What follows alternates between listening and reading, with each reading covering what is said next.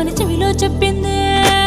ఈ మాత్రం ఇంటే ఇస్తే సంటే కొట్టేనా, ఓ రెండు మూరల మల్లెల చేతికి చుట్టేనా. ఈ అల్లరి గాలేమో అల్లుకు పొమ్మందే, మాటలతోటి కాలక్షేపం మానేమంటుంది. కబడ్డీ కబడ్డీ